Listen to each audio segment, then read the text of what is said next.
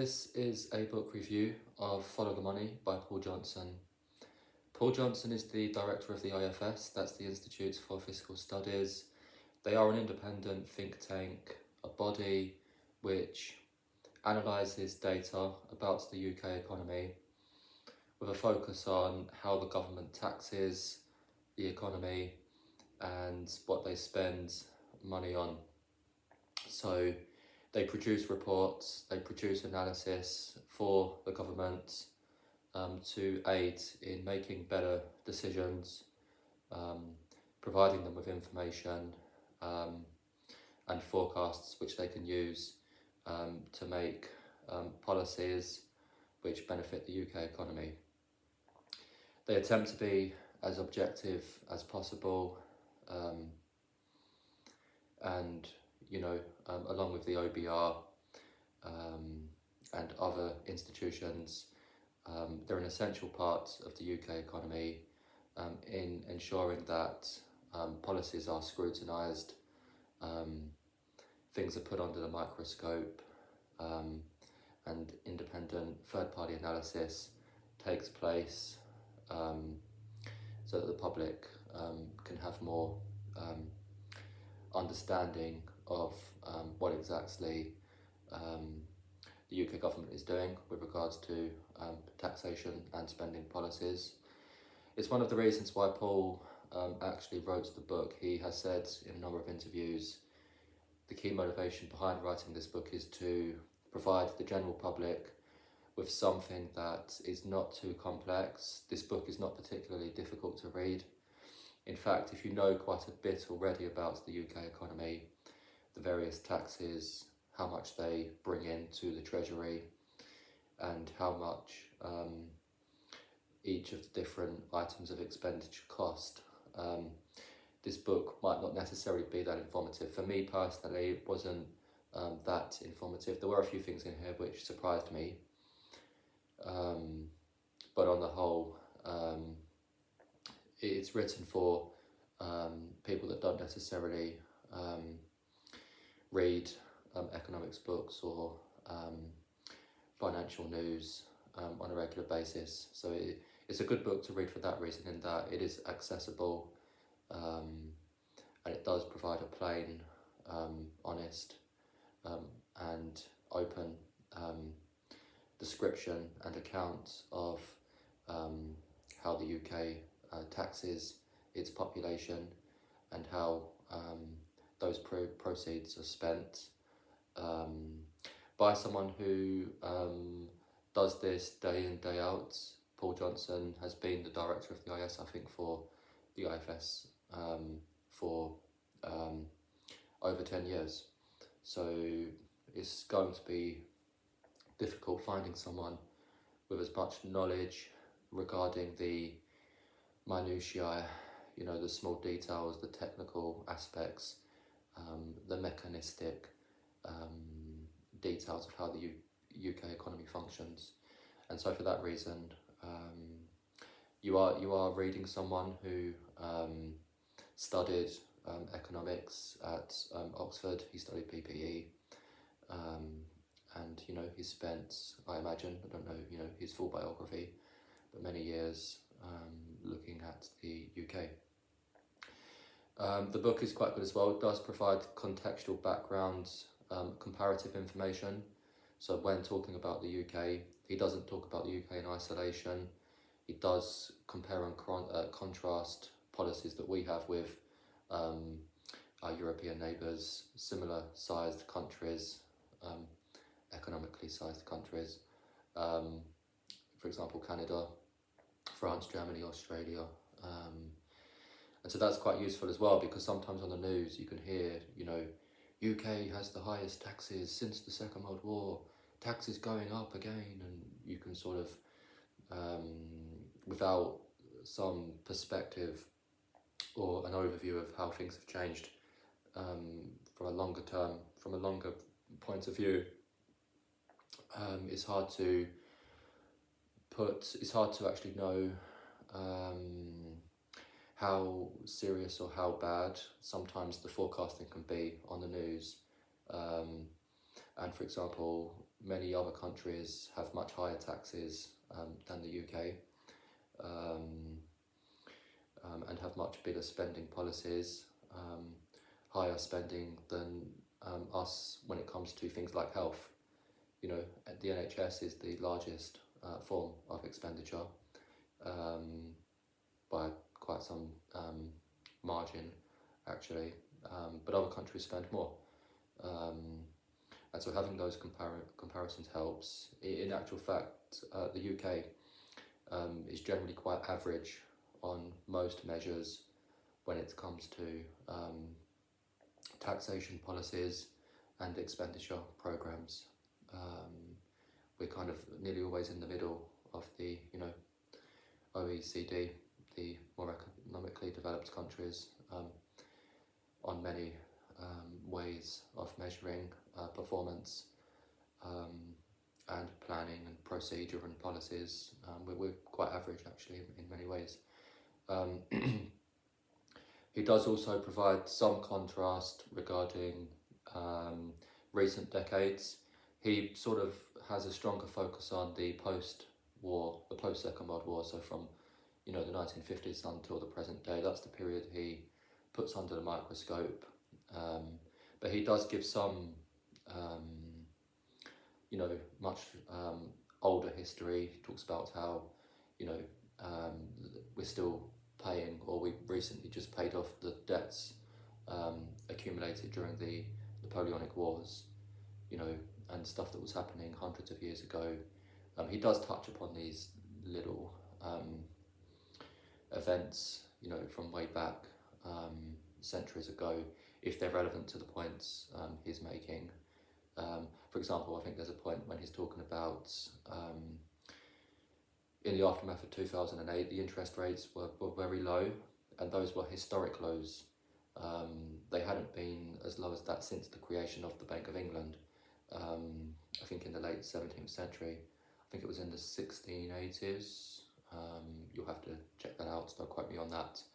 But that's when the Bank of England was formed, and interest rates, 2008 until recently, we've had in the last three or so years quite high levels of inflation.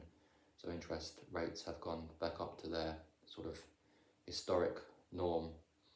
But that period from 2008 until quite recently, 2022, was quite an exceptional period over a very long period of time. But he doesn't really put too much weight on the past. It's really about recent years.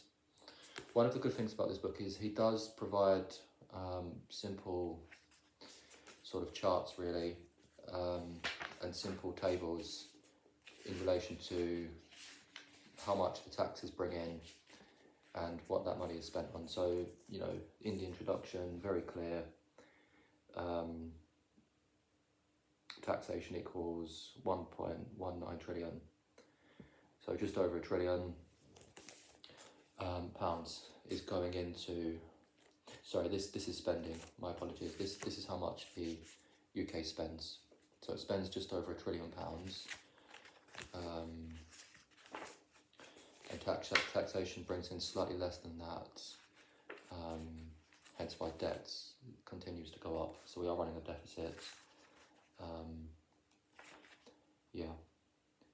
So we bring in roughly 910 billion. So sorry, I should probably make that a bit clearer. So 910 billion is what's raised in taxation. And this is in the year 2022 to 2023. But, years prior to this tax year will be broadly similar. I think the last time the UK had a surplus was back in the early 2000s. So you'll find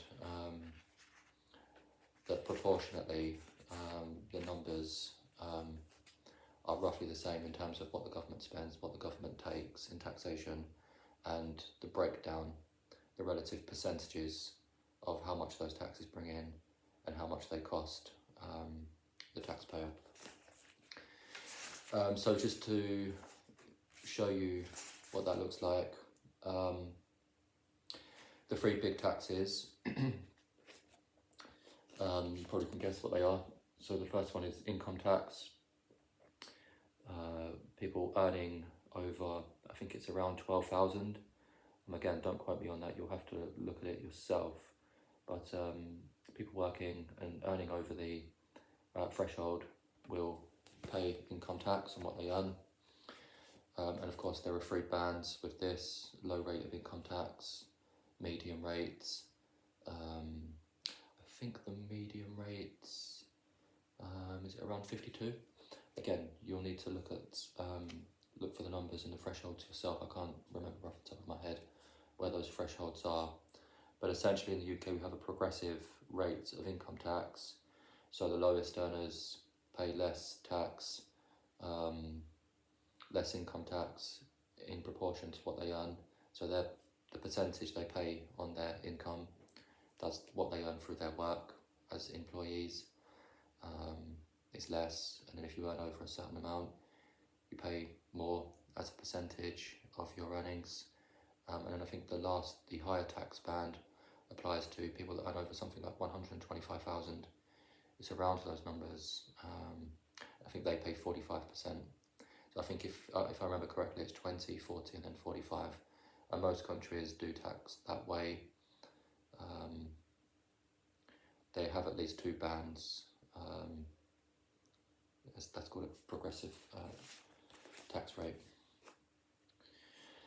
So that brings in about 2/3. Income tax, national insurance contributions, and VAT taken together attribute about 2/3 of the total tax take.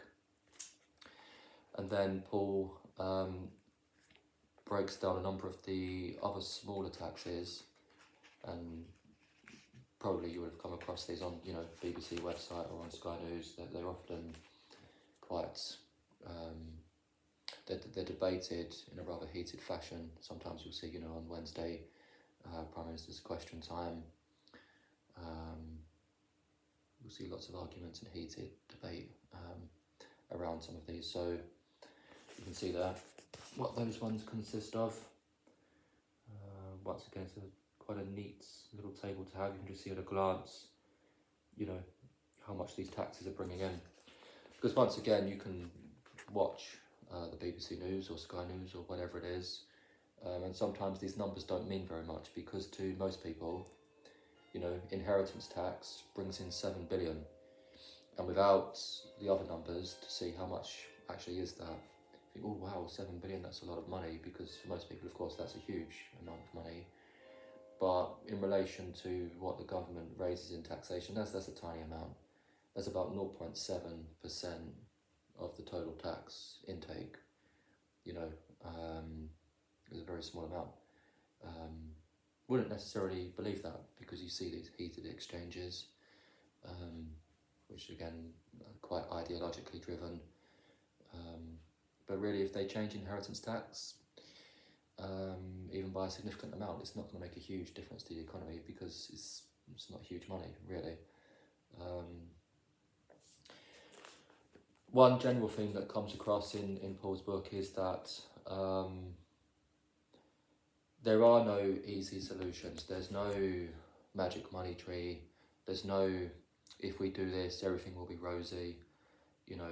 One thing that comes across, and he said it in interviews and in discussions, which you can watch on YouTube, he's given many discussions about this book.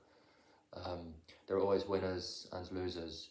You can't change a tax policy without upsetting some people, and so there's always trade-offs and compromises to be considered. He has said how many of the policies of the last government were not very good in enabling the UK to grow, not very pro-growth policies.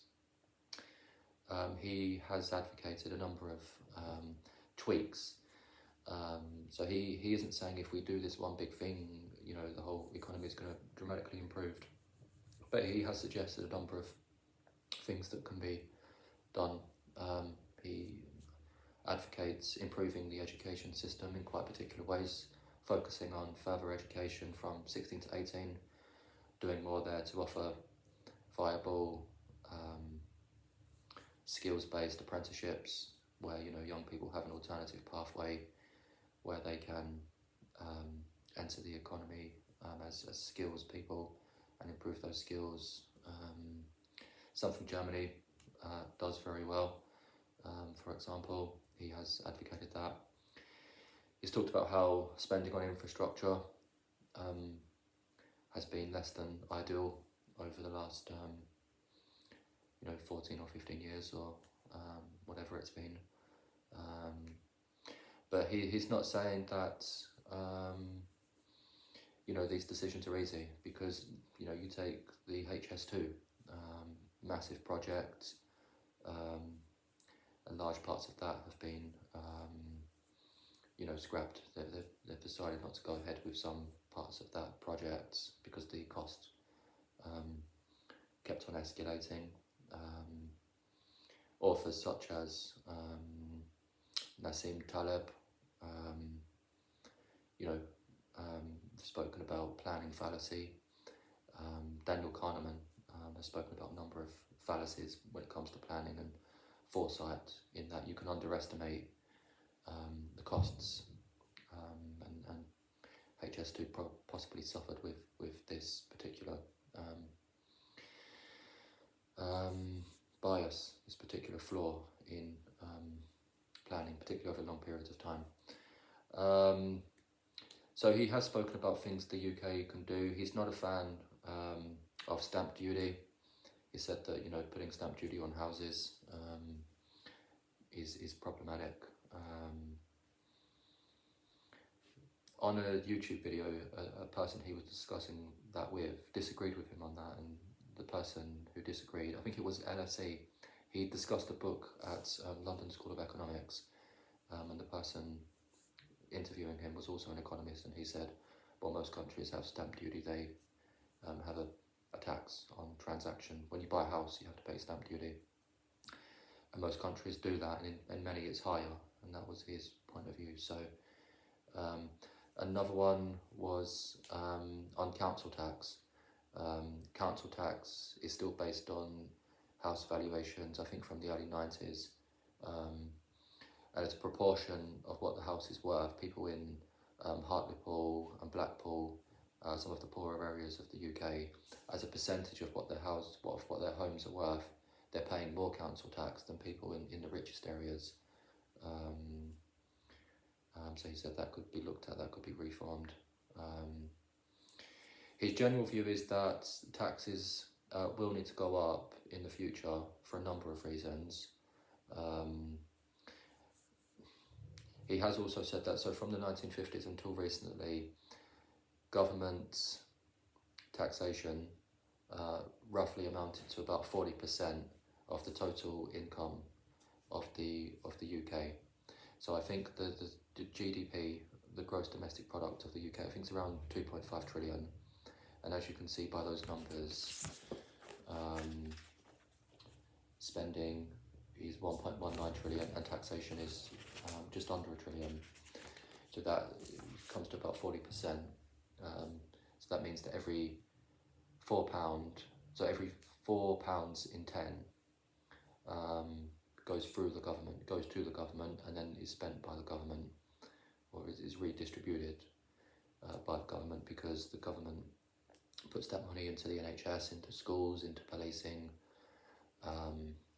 into pensions, into welfare, many different forms of government expenditure.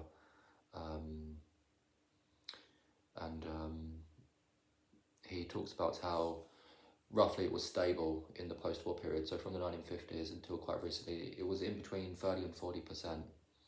But of late, sort of in the post-COVID era, this is looking likely it's going to have to be higher than where it's been for many decades.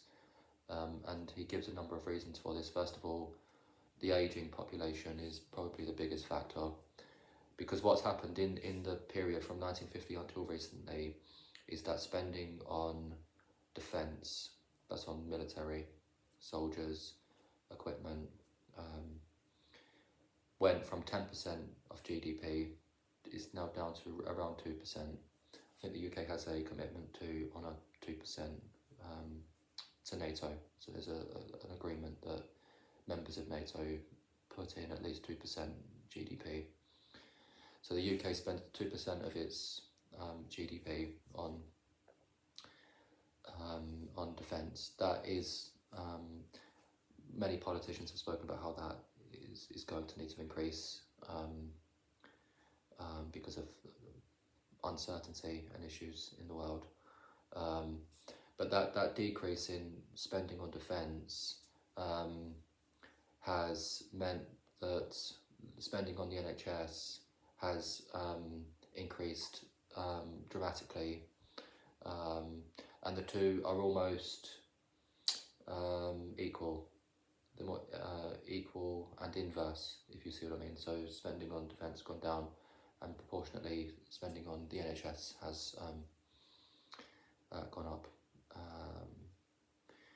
So that's sort of a big trend that's taken place, and the biggest cause there is the ageing population. Require more medical treatment, more appointments, more expensive treatment, and that trend is certainly not going to decrease, or it's very unlikely it's going to decrease. So he sees taxes going up in the next decade. There are other reasons as well. So, for example, from 2010 until 2023, so in the last sort of decade, spending on public services has already been cut. We had the austerity programme of George Osborne and David Cameron, and many services, schools, police, NHS, in many people's view, has already been cut down quite low. So in his view, Paul Johnson's view, he doesn't see how deep cuts can be made further. The other thing is there's quite large payments now to be paid on the debt, because the interest, the Bank of England interest rate, I think, is now 5%, and so the UK government has to pay interest on the debt, and those payments are very high. I think they're around 100 billion now, because the interest rate has moved up. So that's a very heavy cost. I think only the NHS is more costly than the interest payments on the debt, which obviously is quite a perilous position to be in. And the other thing is growth is quite low. He has said that if growth can pick up and the UK economy can grow, and another aspect of that is investment, something that he also says would need to improve compared to other countries. The UK does have an investment problem in that people inside and outside the UK are just not investing as much as other countries. And then in addition, there's climate change. He is part of a climate change research group, and there are arguably some costs that need to be paid there to remedy and alleviate some of the potential consequences of that. So it's a good book. Hopefully this video does it justice. As I say, it provides an excellent overall big picture of the nature of the UK economy and the different aspects of it in quite a plain way, from somebody who really does know what he's talking about. He spent most of his life looking at this, and seems to me he clearly wants the UK to succeed as well. So and we all do. We all, you know, in the UK, we want to see our economy doing better. We want to see more growth, because when there's economic growth, there's also more political stability, because people are generally happier, and there's less resentment and less unhappiness. And then when political system is stable, that attracts investment, because, you know, people can have trust in that society. It's predictable, they know what it's going to be, or have a good idea of what it's going to look like in 5 or 10 years, and there's no risk of dramatic sudden changes where, you know, property rights are, you know, they come under question. So things are stable, and this is quite important. So in some sense, it just occurred to me that you know, John Keynes' idea of the multiplier, and how that feeds into the virtuous cycle and the vicious cycle. You know, when things are looking good and you do get even just a little bit of growth, like 0.5%, 0.6%, that virtuous cycle can start turning, and that can affect other things positively. And then you get attraction of investment, people starting businesses, people looking at, you know, AI, and UK looking more attractive to put in the new technology and the things that are going to, you know, shape the future. Conversely, you know, if you don't have optimism, if you don't have confidence, that breeds, you know, lack of investment, a lack of risk taken as well. You know, risk taking is clearly quite important. People need to start businesses, and they've got to have that energy to do that. And if, you know, the system's giving them confidence and the system is pro-business, then you know, that's only going to help everyone really, because we all benefit from entrepreneurial endeavour. People create new businesses, they employ people, they're creating products for all of us to use, and all of those products improve our lives. So we all have a huge stake in the economy, and yeah, we should all hope that things improve, particularly in the UK, because at the moment it's all pretty much doom and gloom. But we're still prosperous country. You know, you look at GDP per capita, and the UK is in the top 10, or maybe not maybe not top 10 for GDP per capita, top 10 for GDP, but we're certainly quite high up on GDP per capita, and there's not a huge difference when you sort of take out, you know, the US and other kind of countries that have a really high GDP per capita. We still enjoy a good quality of life here in the UK, and we should be grateful for that. But anyway, you can get this book on Amazon. You can, you know, go into bookstores, but do check it out. It's an interesting read. Thank you.